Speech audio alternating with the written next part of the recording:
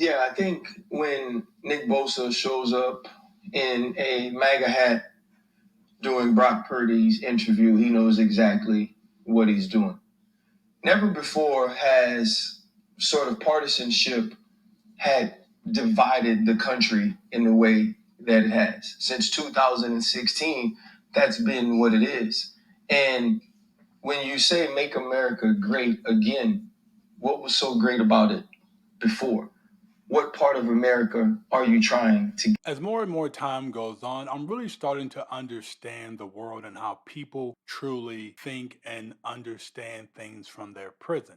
As we saw in this clip that played right before, Ryan Clark has an issue with Nick Bosa going out of his way to crash a post-game interview wearing a MAGA hat. And the thing that they always bring up, and it was talked about on this podcast, was that, well, we've been told to keep politics out of sports since 2016, therefore we should. It's quite selective memory to think that this issue only started in 2016.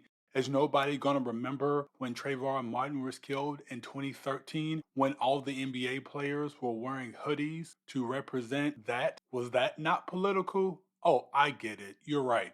It wasn't political because that was them standing up for a just cause. The funny thing is, with life, everybody, for the most part, for whatever and however they see the world, they always see it from this lens of, I'm doing a just cause. And Ryan Clark and the people who think like him are no different. He thinks that what I'm doing is more just than what you're doing. Therefore, I get to do my thing and I get to be the one to arbitrate and say what is right and what is wrong based on what I believe and feel. For example, and I know I don't talk about this much on this channel because typically I just keep it, the sports and pop culture things. But the thing is that your side is only as right as what you want to believe. And Ryan Clark believes that his side is right. His side, for the most part, and I am about to put words in his mouth or at least thoughts into his head, is simply that thinking that making America great again somehow means white supremacy and slavery. It's interesting to me because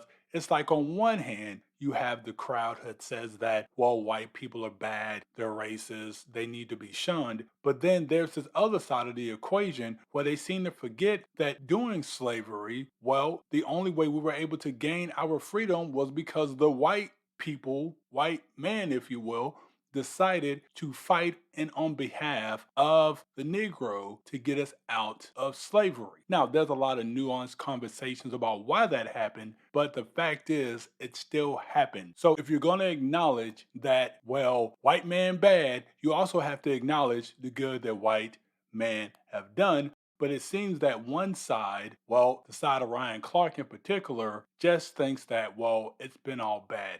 We somehow have got to this place in our society because, well, bad things has happened. I don't know, good people, and maybe you can tell me down in the comments if your life has gotten progressively better as you did bad stuff. That tend to not how things work out. And they always say that in something like this, well, let's think about Colin Kaepernick and what happened to him in 2016. Well, let's go through that, shall we, real quick. When Colin Kaepernick did his stance to protest police brutality and to point out injustices done in the community, I, for one, didn't actually have a problem with that because, again, I had seen that voices in the athletic space, as I mentioned, dating all the way back to 2013, were wanting to voice their opinion. And I think as American citizens, we have the right to do so. Now, having said that, also, since you do work for an employer, you don't have the right to just say whatever you want if that employer says you can't. In this particular case, the NFL actually did not have an issue with Colin Kaepernick. Prior to him making his stance, well, let's see. He was already on the bench because he wasn't playing all that well, and the team primarily just flat out wasn't winning with him.